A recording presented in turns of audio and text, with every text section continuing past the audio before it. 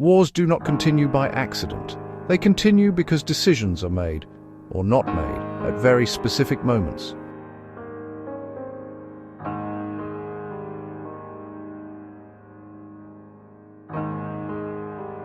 Tonight we're not issuing verdicts. We're examining timelines, we're following meetings, and we're asking whether peace at several points was closer than we were told.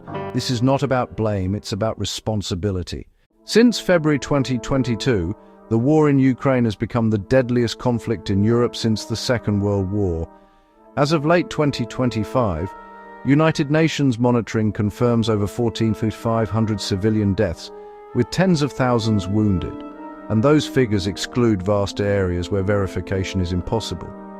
Military casualties are harder to measure, but independent estimates place total deaths, military and civilian, well into the hundreds of thousands. What matters here is not the precise number. What matters is that every year the war continues, the numbers rise. So the question becomes unavoidable. What happened during the moments when diplomacy might have stopped it?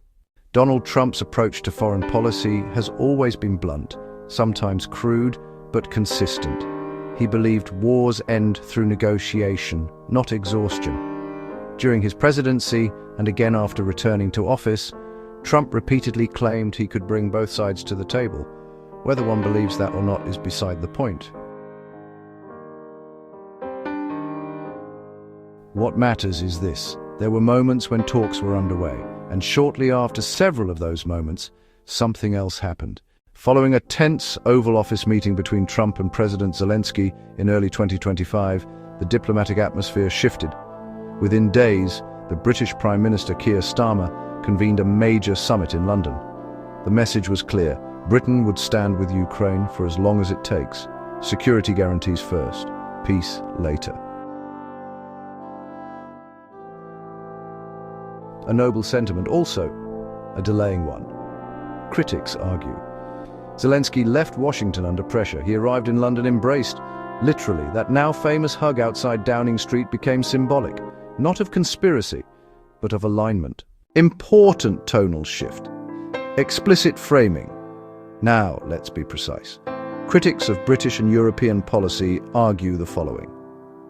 And this is their argument, not a settled historical fact. They say that after moments where negotiation seemed possible, European leaders reinforced a posture of endurance rather than compromise.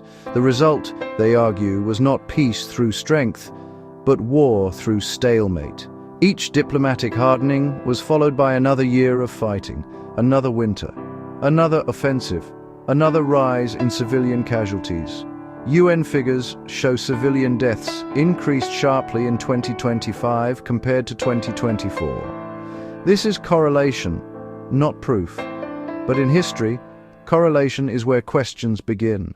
This would be easier to dismiss if Britain didn't already have a precedent. In early 2022, Ukrainian and Russian negotiators met in Istanbul. Multiple sources, including Ukrainian officials, later stated that Boris Johnson personally urged Kyiv not to settle. Johnson has never denied encouraging continued resistance.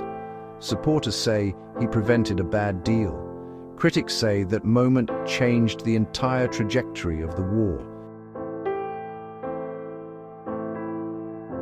If Britain intervened once, it becomes reasonable to ask whether it has done so again. Foreign policy analysts disagree fiercely on how wars should end. But many agree on this: wars end when political leaders are willing to absorb the cost of compromise. Some analysts argue that Western governments, Britain included, prioritized unity, deterrence, and long-term strategy over immediate cessation of violence. Others argue that without guarantees, peace would collapse. This debate is real. What's missing is that British audiences rarely hear it. This film does not claim Keir Starmer caused the war. It does not claim Britain wanted bloodshed. It asks something far simpler and far more uncomfortable. If diplomacy was possible, and if Britain consistently positioned itself against compromise, then what responsibility follows? Because history does not judge intentions, it judges outcomes.